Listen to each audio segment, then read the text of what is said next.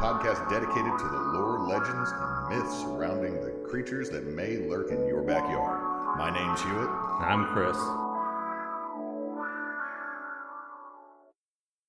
Hey man, how are you doing? Oh, we're going with me first. Okay. No, it's... You know what? With the current political climate and, like, my anxiety going through the roof, I decided to do something radical. Something that some people would be like, wow, that's, you're going crazy. You know what that is? Get back into comic books. I don't know where I put them, but I think Vincent might put them in his room. He opened up one of his last packets of comics that my in-laws sent him, and it's like Archie Comic Turtles, Darkwing Duck. That's some good ones. He got a Lumberjanes one time, and I was like, I'm happy about this, but my parents can never know. Yeah, so I've been reading Power Girl recently. Is that why your icon is Power Girl with a hamburger? Yeah, well, I also just like that picture. My icon is now Power Girl with a cheeseburger. She's enjoying a cheeseburger. Is this also like when you're playing Peek and you're yelling about the cleavage? No, I just made that joke before. Like I just okay. I was going to say like, you dirty bastard. Well, Power Girl is a good girl, Chris. Power Girl is great. Like the thing is, I like about Power Girl is like. She's like, I guess I'm not like this universe is Kara. So I'm just going to fucking live here, I guess. And she also is in Manhattan, so. Now, I'll say this. Fun fact about Power Girl and Supergirl that most people like to forget. They're stronger than Soup. Oh. Because they actually have, like, training.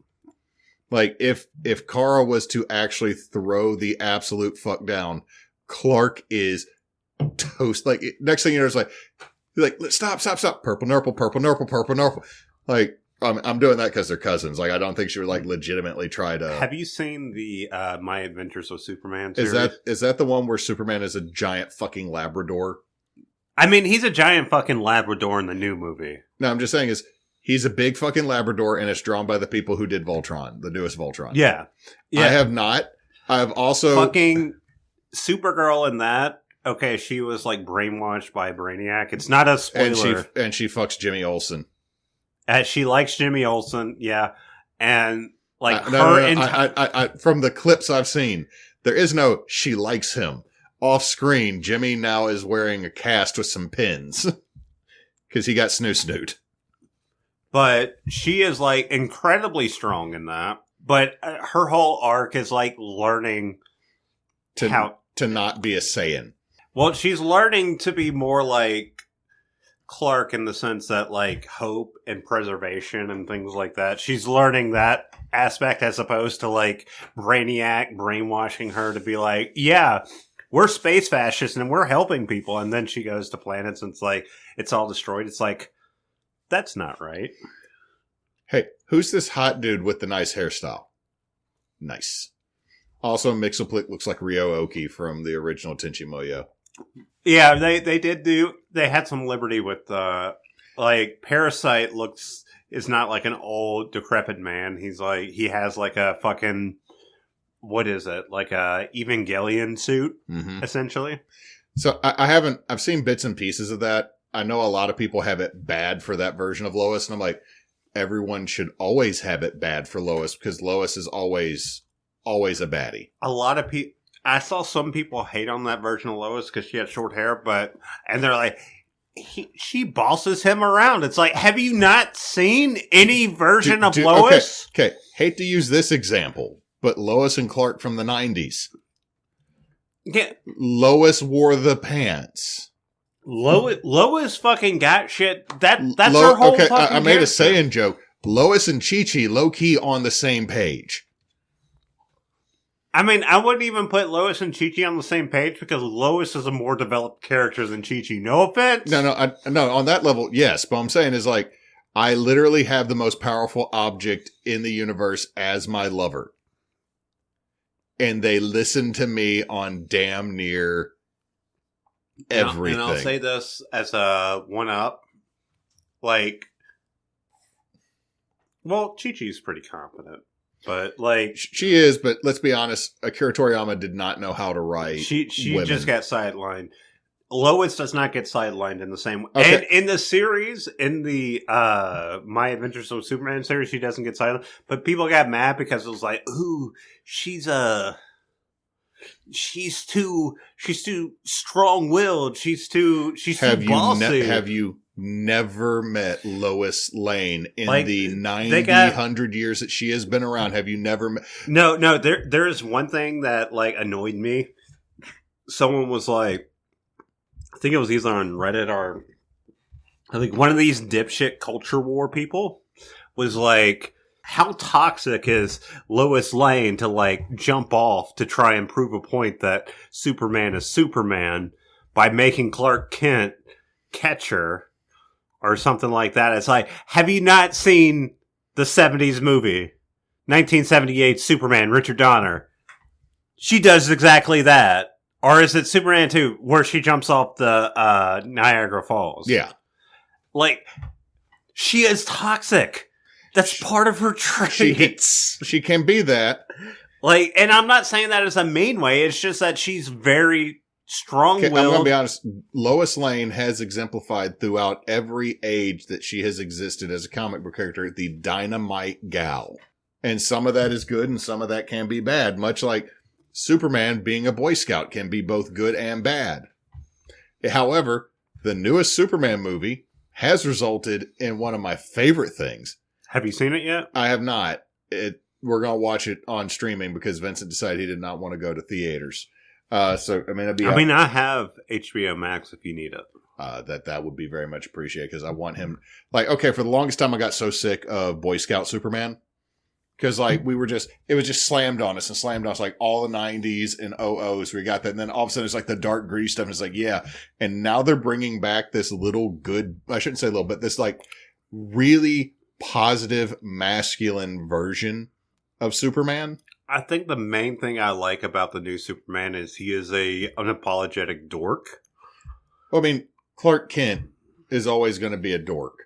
But what I'm saying is, like, Superman... Like, there is no way to say Superman is not manly. But will Superman go with you to your spin art class, drink wine, and paint a picture? Yes. Yes, he will, because he's supposed to do that with you. And he'll ask for grape juice instead of wine because he's scared of getting a little tipsy. Yes. Or he will only drink the rosé. And he'll only have a little bit of the rosé, but he's also supposed to have it chilled because Mom got the Fresia rosé in a box and had it in the fridge. Don't tell me Ma Kent did not have box wine in the fridge, because I will tell you that you're a whole ass liar. In the new movie. But the thing is that having a wholesome Superman come back when you got Homelanders and Omni-Men and like all these dark gritty versions, bring back even the Snyderverse is like this dark gritty version. Bringing back a positive, good person for kids to watch. Like, the thing is, like, I'm kind of excited with what Gunn's going to do with Wonder Woman. Because he said he wants to get back to the old style of Wonder Woman. I know they're basing the new Wonder Woman off the Woman of Tomorrow.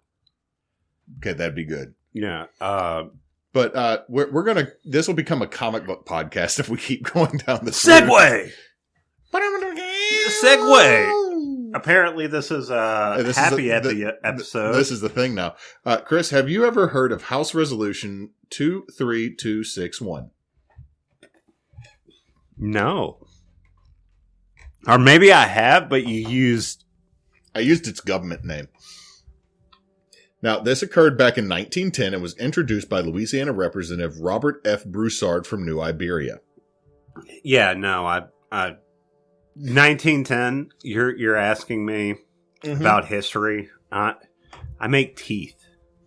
The bill requested that the U.S. federal government allot $250,000 to the state of Louisiana to combat the invasive water hyacinth and to combat the meat shortage that was occurring in Louisiana in the pre-World War I era.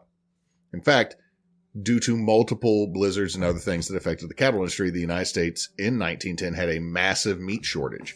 Also, A little book called The Jungle. Hold on, let me double check this and make sure I'm not about to speak out my whole ass. Using the internet. Came out in 1905, yeah. So a little book called The Jungle came out and led to the Meat Inspection Act, and a whole lot of meat production plants got shut the fuck down. Uh-oh. That's because they were putting borax on rotten meat to turn it red, and borax is poisonous. People were falling in the vat. Whatever fell off Okay, them. so it was borax, which is already poisonous, on rotten meat, which will get you sick. Yeah. Made red, and it would also absorb the odor. So yeah, I just got done teaching the progressive era to my students in school, so that this is kind of poignant. The woke era, I see. Fuck off.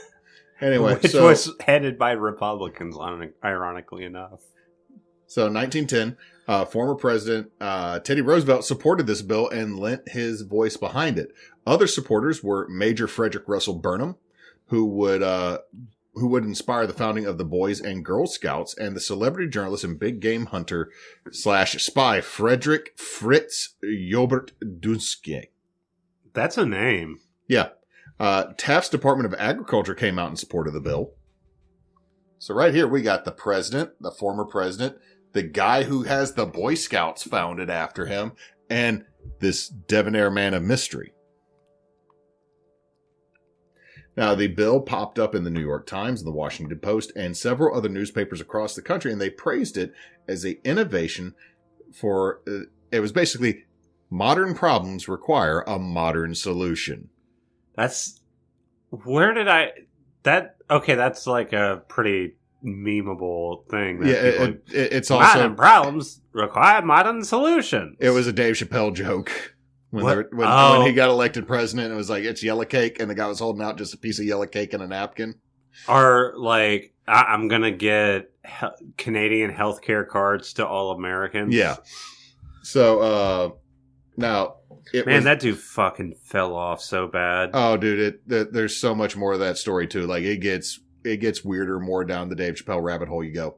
So, let's see. It was estimated that the program would clear the waterways of Louisiana within 3 years and could generate 1 million tons of meat a year. That's a lot of meat. That's a lot of meat. The money was proposed to import hundreds of African hippopotami to be ranched and driven team-like to clear the clogged waterways throughout the South, especially in the state of Louisiana. I know where this is going. The nickname of the bill is the American Hippo Bill. So it was incredibly popular across the entire country, yet it never passed. So we're talking about a bill where people were like, let's just get some hippos to help clear out some shit. So we're going to ranch hippos in Louisiana. Now, let me go over some of the arguments for. Oh, we got some. Oh, so we're going over like the actual congressional arguments. Some of them, yes. Yeah. So the environment of southern Louisiana was conducive to large water mammals because 45% of the state at the time was waterway. Right. We still claim 45% of the state is waterway, but we're closer to 60 now due to coastal erosion. The belief that hippos could be raised much like an aquatic cow was widespread across the country. In fact, many newspapers advertised water cow bacon sales coming soon. We're so fucking stupid. Immigration in the early 1900s, plus number of meatpacking facilities being closed down for unsanitary conditions, led to a massive meat shortage in the cities such as New York and Chicago, where population skyrocketed between 1890 and 1915. The Louisiana swamps were not suited for grazing cattle and were considered under-economically developed. Therefore, the introduction of a large aquatic mammal that could be harvested similarly to cow or bison was favorable. So, yay, capitalism? So they're like, let's try to replace these animals that have either been... We're saying these swamps are not economically viable as they are because we cannot graze cattle there. We cannot raise other animals there. You have, like the Atchafalaya Basin. Yeah. You have a massive geographic region in our state that is literally swamp. Right. So let's find a way to make this non-profitable land profitable. Okay, but here's the thing. What I'm saying is, like, they want to use this land. They're like, okay, let's just use it like ranching, but for hippos, because hippos like water, right? Hippos have not been domesticated like cows or even bison at this point. Even hippos in zoos are not... Like, hippos that have come from bloodlines that have only ever existed in zoos are not... Like, tiger bloodlines that exist in zoos, lion bloodlines that exist in zoos are more closely domesticated than hippos are a giant fuck you. Yeah, that's the thing. It's like they exist to make your life worse. If you're around them. They will always choose violence. Now, let's go over a couple of things. According to Mental Floss, hippos are supposed to taste a lot like beef, but have a consistency and cook similar to pork. So they taste like a beefy red meat, but their meat is actually more of a white meat. Also, there was a massive misconception that hippos were as big as elephants. I'm going to say this. If there was an elephant-sized hippo, I'd be absolutely terrified, and that is the final boss of a Final Fantasy. I'm sorry. That's like, okay, what I'll say is, like, that is like the Final Fantasy boss that you find, like, farming. It's like a bunch of little hippos, and then you finally find the big hippo. It's the hidden boss that's actually tougher than the final boss. Yeah. Now, let me address the water hyacinth problem. So, water hyacinth is insanely invasive. Uh-huh. But it's very pretty. Now, what is water hyacinth? It is a plant. It is a lily-style plant. And this is something for hippos to eat? We're getting there. So it first appeared at the Cotton Centennial in 1884 in New Orleans. Now, you did not play in the Team Bonus Action game now I can't remember the name. The Coalition or the Centennial. More or less, it was a failed World's Fair that the World's Fair does not acknowledge because it was the first World's Fair to go completely bankrupt. Because the guy they hired that was the former Secretary of State in the state of Louisiana stole in 1884 monies $2.5 million. Yikes! That's a lot of money. And then he disappeared to Mexico and then Venezuela. Then ended up in Europe as a very dapper individual that had multiple banana plantations. Interesting. So he was a sack of shit. But it's the first one to go bankrupt. They don't acknowledge it. And also on top of it being a problem for itself financially, it introduced water hyacinth to the South by giving them out as gifts to people who came in. Like giving them as like, here's a potted water hyacinth. And it spread. It spread. Now, to not besmirch the World Cotton Centennial completely, it is the reason why we have the Audubon Park and Zoo. It designated most of what was the Audubon Park instead of it being a military parade ground and part of a college that wasn't being used, and established the first zoo that eventually got updated with alphabet soup money from the Great Depression. That's and cool. Became the zoo that we know today. So that's the good thing. But yeah, they gave out water hyacinth and then it took over the South. It would be like, hey, you want this potted kudzu? Yeah, that's what I was thinking. It's like, is this like a kudzu situation? This is a kudzu situation. Yeah, they gave them out as a gift to anybody who wanted them. Pretty much like flour. By 1910, from Florida to Texas, had waterways completely choked to where like it would kill an engine. Like your engine would tangle up in it and burn out. Like underwater terrible ropes. Here's the thing. They set it on fire. That made it spread. They tried to dredge it. It killed the dredgers. Cool. It came back stronger, thicker, better, faster, stronger. So it did it Daft Punked its way across the South and made things worse. Cool. So, we have to do something about this, right? Right. So the solution is hippos. Wait, what is the appetite of hippos, or what is the diet? We're gonna get there. Oh, we're getting there. I thought we were getting there already. No. So we've addressed the reason for. We've addressed the problem that they were going to get them for. Well, the thing is, it's like you talk about that, and then you talk about us eating hippo bacon. So there is, like, conceivably, like, if there's a multiverse, there is a universe where we decided everything is normal. And we have hippo bacon, yes. So there is us recording this podcast eating hippo bacon. Yes, somewhere in the multiverse out there. Now, let's talk about Burnham and Duskney. Okay. Both men were spies at one point in their lives, or another. Both men actually had been tasked with killing each other at one point during the Boer Wars in South Africa. Burnham was for the English, and Duskney was with the Afrikaners, the Boers. Now, Burnham was used as the model for an ideal Boy Scout. His image was what they wanted boys to be. He inspired Indiana Jones, and was listed as the most complete human in history due to his skill set by President Teddy Roosevelt, and was also listed as the most interesting man to ever have existed. So he's like a Dos Equis man. He's the Dos Equis guy. If the Dos Equis guy would be sitting there and teaching you how to build a rabbit snare while also having his gun laid out and assembling it. Like, he's one of these guys, like, he was a apex survivalist. Like, the skill set he had is actually kind of admirable.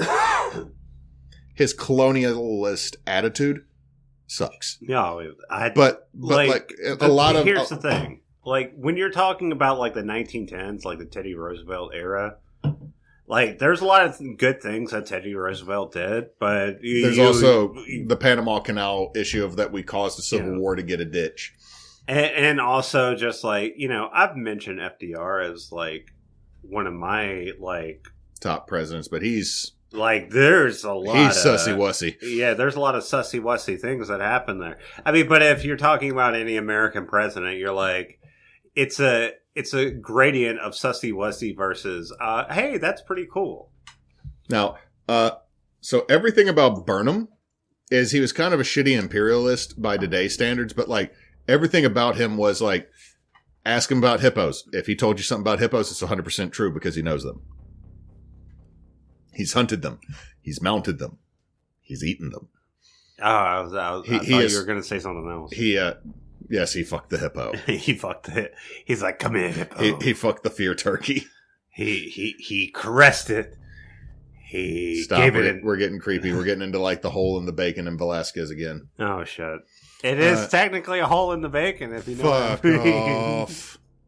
You know, like, we went 6 months without a reference to that, and in the last 2, like, it's been brought, like, Spencer hit me with it out of nowhere in a game, and I was like, God damn it. Any case, so he's, like, 100% reputable, and, like, all in all, this dude has a resume that is somewhat impressive. Now, Duskney, I pronounce it 2 ways now, but it's Durquesne, or S-N-E. Durquesne. Yeah, he was a Boer spy and later found out to be a international con man. Most of his stories were lies, and eventually during World War I, he became a German spy because the Afrikaners tried to secede from the rest of South Africa, which was controlled by the British at the time, and join the German Empire. Okay. Because Afrikaners are originally German. Dutch. Are Dutch. Okay, I was going to say German. I can't keep up with Afrikaners, man. Now, they both ended up in America at the same time, and both were brought in as experts to drum up support for this by rich men's money.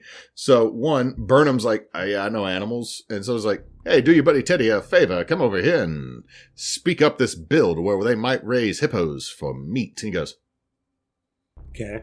All right. And then old dude, Duskney, is like, fuck, you gonna pay me to tell people to eat hippos? Hippos can 100% be ranch. Hippos can 100%. Like, this is like a paladin and a rogue that don't like each other being brought into the court at the same time. You can eat hippos and it'll give you unlimited vitality. No, he didn't do that level, but like, Worm's like, yeah, technically this is possible, guys. Like, you could do this.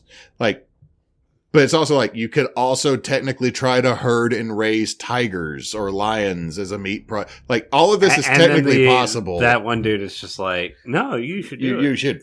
Dude, Like, he's counting his money as they do it. Yeah, fucking do it, bro. It's totally legit. Like, you know what? They taste like ranch. They taste like freaking ranch dipping sauce. You get some of that, you put it on your pizza, you don't have to dip it in ranch anymore. Now, the reason a lot of people called them experts and believed them is due to the fact that they had lived in Africa. So it's just that they lived in Africa. It's not like, yeah, you know what I'm realizing about the United States? It's like, we cherish, like, vague connections over actual experts. Did you ever watch Metalocalypse? Yeah. Remember when they brought in an expert at the beginning of every episode, and that was an expert that was totally worth nothing? Yeah. I'm an expert on celebrity relationships. Piss off, Kevin. Now, let's get into some issues here. Number one, hippos can't be herded. No. A full-grown hippo is a multi-ton up to... Are you telling me these giant fucking gorehounds, known as hippopotami, cannot be herded in any predictable sense? Yes, that's what I'm telling you. Wow, that's I didn't think that. I thought they were. This is the other thing a lot of people don't realize. A full-grown male hippo at max is going to stand 5.5 feet tall at the shoulder. A female will be just slightly under 5 foot at the shoulder. I don't think that matters. Pulling up a good old reliable source here. Adult male hippos can weigh up to 3,200 pounds. Female hippos can weigh about 200 pounds less. So negligible. Multi-ton. Also, fun fact, they run 19 miles an hour for a brief period of time. Uh-huh. They are technically considered omnivores. They can live up to 50 years. The largest male hippo ever recorded was 9,900 pounds and was nearly twice the size of a normal hippo. So this was a unusually large specimen. All I'm hearing is that, like, if this plan were to go off, we would have so many more problems. Like what happened? The reason Louisiana can't economically develop is hippos. Yeah, and we also destroyed like 90% of the fucking wildlife here. Because these would undoubtedly kill fucking alligators. Another fun fact I don't have written down on mine, but I pulled up on the internet. You know what falls into their prey creatures? Nile crocodiles. Yeah, that's what I was thinking. It's like they can already kill Nile fucking crocodiles, which grow, like 20 feet? They can't, usually a full grown one is not in that category, but even a full grown dinosaur sized crocodile from the Nile, those big fuckers that are 20 plus feet, do not mess with a herd of hippos. Yeah. They're not gonna fuck with hippos. Cause hippos might not kill it. And what's the average size of a fucking Louisiana alligator? Like 8 to 10 feet. Yeah, 8 to 10 feet. They would be, those technically would be in the snack category for a hippo. Now, because they can just chomp on its body. Now, other additional facts, hippos are extremely territorial and have the highest kill count of all the megafauna in Africa because they are the angriest. And another fun point, as according to the professor from Waterboy, they have a very small medulla oblongata, yeah, and therefore are highly aggressive. Is that actually true, or did you just make a reference? I said that I was making a reference to that to that movie, but also apparently they do have a smaller oblongata. Yeah, I'm getting tongue tied, and therefore are more aggressive than other mammals. Predicted that they would have either died of the cold in winter or gotten loose and caused havoc. Because another bullet point, hippos intentionally and personally hate fences. Like they have people who have put fences up in property near hippos have watched hippos get out of the water, knock the fence post over, and then go back to what they were doing. Like hippos are like, fuck your fence. So they are personally like the hippo's pettiness is I don't like fences. So we should have had them at the Berlin Wall then. No, we just put them in the Rio Grande. That way all that really ugly angle iron that they put up, just all of a sudden hippo. Boop. Goddamn, we just throw some hippos in the Rio Grande just No, that'd be terrible because they might not, because they might just walk up to the food truck that's over on the other side of that and just become the best friends. You never know with hippos because they're usually aggressive, but every now and then they're just like they can be sweet, but like 90% of it is like they choose violence. To your earlier point, yes, they will eat water plants, but it makes up less than 20% of their diet. As at night they will get out and eat grass because they graze. So in a swamp, they're fucked. Well, no, they could still get out. They're just going to eat whatever else is around there. Well, saying in a swamp, like, there is grass, but it's not going to be as... It wouldn't... The environment, like, according to the simplified checklist, this makes sense. According to reality... It doesn't. It does not. No. Yeah. Yeah, we're, I'm sorry, I'm just like... See, we had to have a palate... What were we thinking? We had to have a palate cleanser because we did talk about Katrina before this episode. And imagine Katrina with hippos.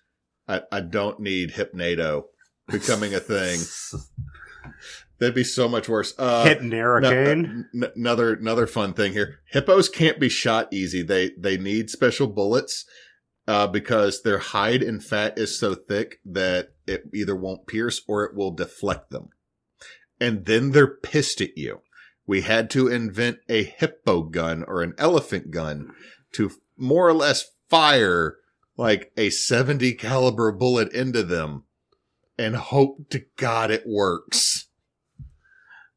Yeah, I mean, I kind of knew that.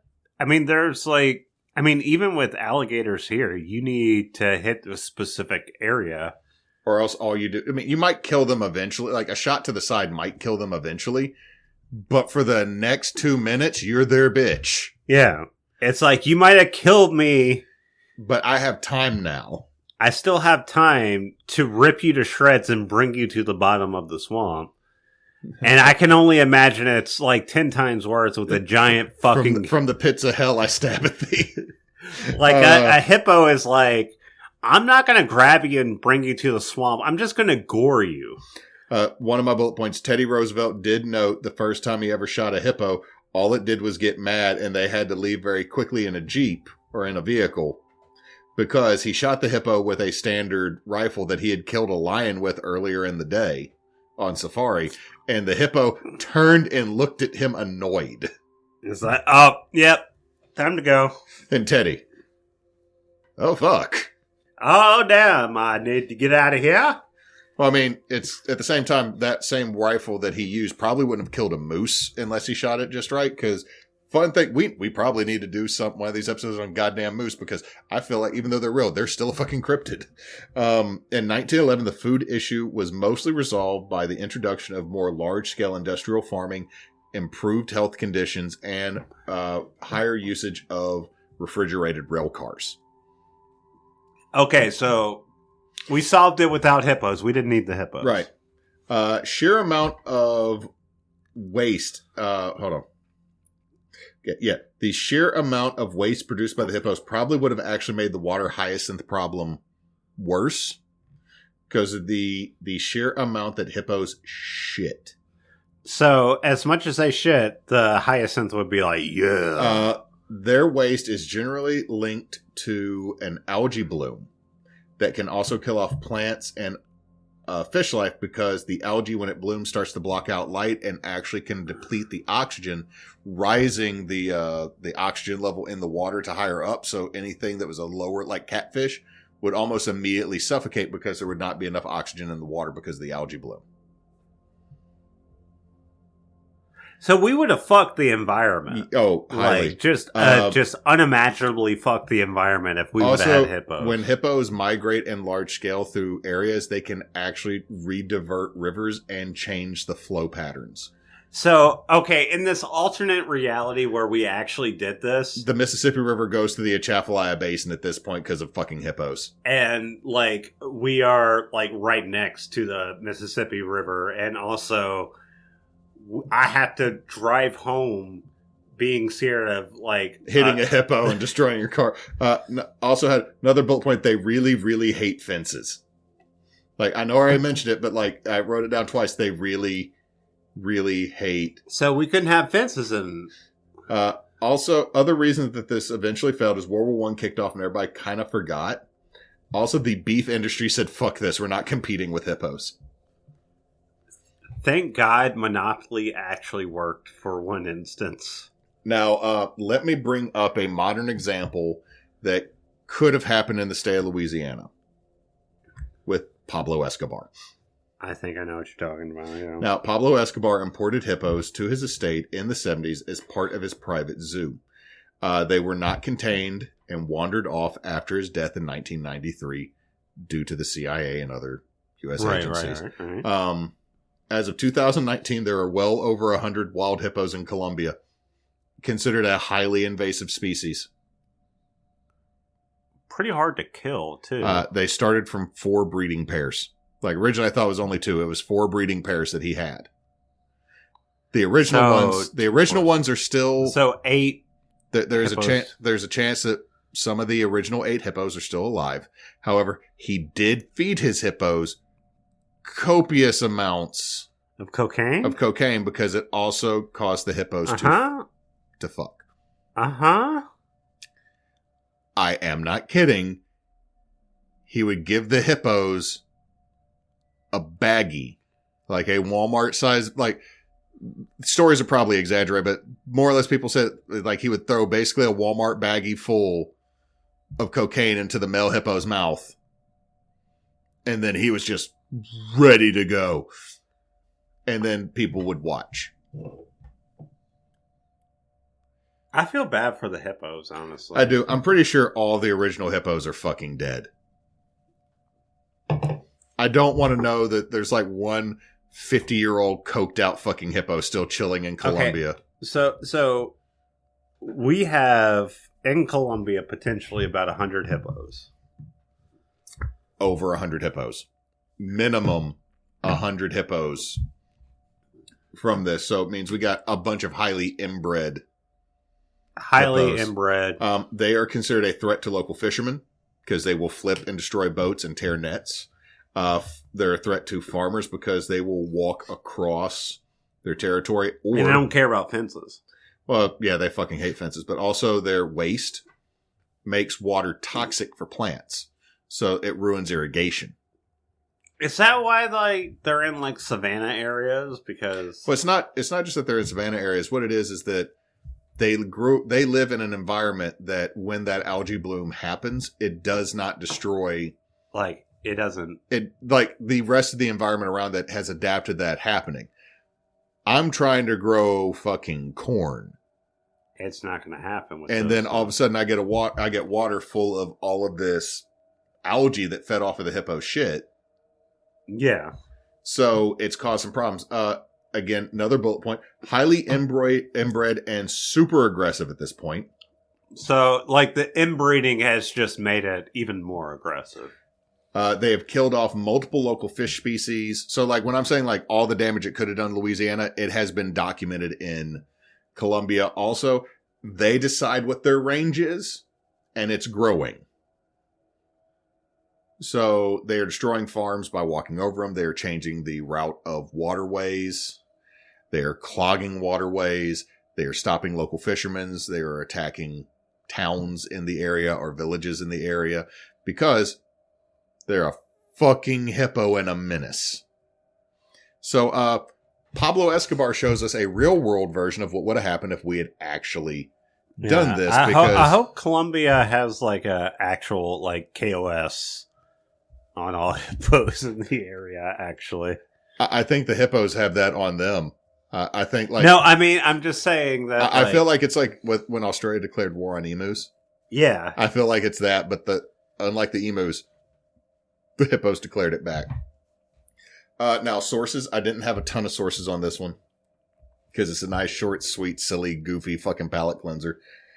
Wired.com, Mental Floss, On Pasture, BunkHistory.org, the Smithsonian Magazine, thesmithsonian.com, and the American Farmers Bureau News.com. Well, this was an interesting story, and I'm very glad we do not have hippos here in Louisiana, and I hope Columbia can figure out like a public program to not have hippos spread beyond their borders. At this point, man, with what the world's been doing, I would not be surprised if Colombia found a way to weaponize them against us because we're fucking around down there. I mean, we deserve it. But anyway, we are Backwoods Obscura. We release every Tuesday. You can find us on Facebook. You can find us. We're kind of on Patreon. I don't really post on there. I post a little bit on Facebook. But we're also Team Bonus Action. Team Bonus Action is a group of friends who like to play RPGs and video games and work with charity. Currently, we are partnered with Extra Life and the Children's Miracle Network of Hospitals. Proceeds donated to us between now and the end of 2025 will go to Batson Children's Hospital in Jackson. If you can donate, please do. We would greatly appreciate it. Help pay it forward and make sure someone doesn't have to worry about paying their actual bills versus medical bills. And with that, I hope you have a good day or night or whatever time it is over there. I want a hippopotamus for Christmas. Oh, fuck you. Oh, God. Only a hippopotamus will do. Chris lost his shoe. I didn't lose my shoe. My foot is asleep.